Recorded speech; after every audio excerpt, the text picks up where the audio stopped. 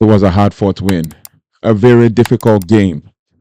It started really well, like we had control, and then next thing we lost our heads, and then considered a goal, and then all the whole hard work that I've been put in to get to this point, just thrown in the dump. But it is what it is. We have to be grateful for where we are right now, even though it's not where we want to be. But welcome to United Talks podcast. And if you haven't already, please do like, share, subscribe so you don't have to miss any updates or anything as it relates to Manchester United. Also, hit the comment section and let me know your thoughts on the game. It was a hard fought win. That's the only thing I can say for us as United fans. It was really tough to watch with the way we played, especially in the first half. Some parts of the first half, even though we had control for the most part of the game and considered a goal that's typically an own goal due to miscommunication between Andre Onana and Patrick Dogu. Manchester United have ended a run of 3 consecutive Premier League home losses with a gusty 3-2 win over Ipswich Town. This game was so chaotic at Old Trafford that we got off to the worst possible start ever when, in the 4th minute, Andre Onana and Dogu kind of got their lines crossed. Basically, Dogu was in control of because that's where the issue is. Dogu was in control of the ball when the ball was played long over him. He was in control of the ball, only for him to basically pass the ball back. His eyes was literally on the ball when Andre Onana just came out of nowhere into no man's land, and then we considered a goal. It's not beautiful to watch at all. It is not beautiful to watch at all. But you know, Jaden Philogene got a free goal, easiest goal he'd ever score, and then basically made them finish the game with an XG of 1.42, basically, which almost doubled Manchester United 0.72 at the time. And Amorim's men kind of rallied, however, and basically Bruno Fernandes got an assist. I was watching the game on TNT Sport, and basically Robbie Savage was saying, "Oh, it was not an assist. It was this. It was that." Like, I'm sorry. I am sorry. Like, what do you expect? Okay, how did the goal happen? Did the ball fly from Bruno from the that side of the field onto Morsey's head? And then Onana again as well. Issues at the back, no control, no communication.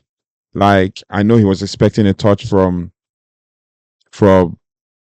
Dilap, but then it didn't happen. Just be alert to move, and then next thing, consider that goal. It's just, and now fans are going to get on his back. I said this at the match preview. Fans are already getting on the back of Andre Onana, and fans are going to get on his back. And I am pretty sure, not to slag him, but I think that Manchester United's hierarchy, especially from Ruben Amorim, will do something about the goalkeeping situation in the club. So I don't know. Maybe one of the young guys towards the end of the season, right? And then Patrick Dogu got a red card in the first half due to his due to the tackle from Patrick Dogu, maybe missed tackle, but got the ball first, but the follow through kind of just stepped on his on the shin of Omari Hutchinson, and then he got a red card, straight red, after a VR review. So yeah, for me, it was a good game. It was a good game to watch, especially from the first half when we had control and when Dogu was attacking and the left side was good, and we were looking forward to Alejandro Garnacho taking control of the game and taking it by the scruff of the neck and carrying this team. But obviously, it was not to be, as Bruno Fernandes carried the team on his back.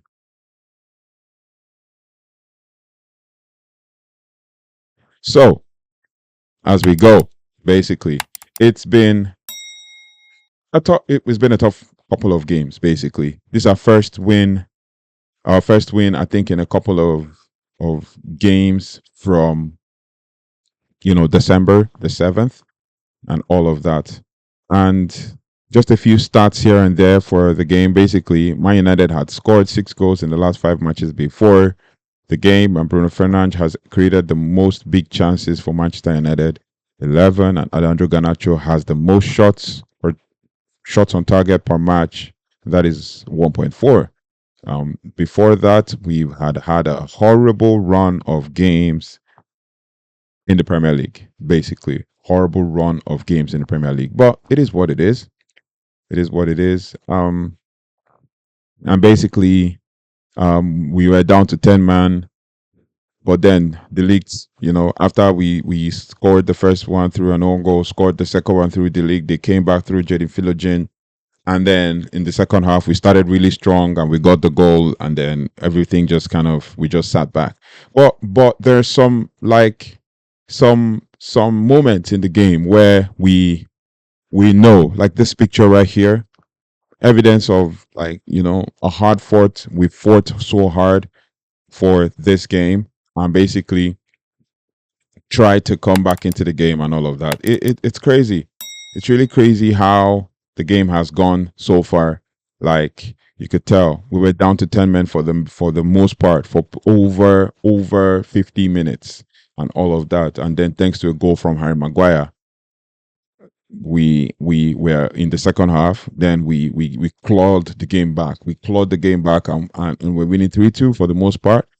And credit to Bruno Fernandes, who ran his socks out, and made sure that he fought hard for the team and ensured that we did our best. I mean, Bruno is just, I don't know why he keeps getting the slag by, keeps getting slagged by pundits, by commentators. If you listen to commentary, you'll be thinking Manchester United is the weaker team, or whatever you might call it. But Bruno Fernandes just kind of showed forth his strength in the game with grit and tenacity, leading from the front and all of that. And another honorable mention is Joshua Zirkzee, another player who showed forth his strength in trying to carry the team from the back, having some really good touches, and he's had a few good couple of games.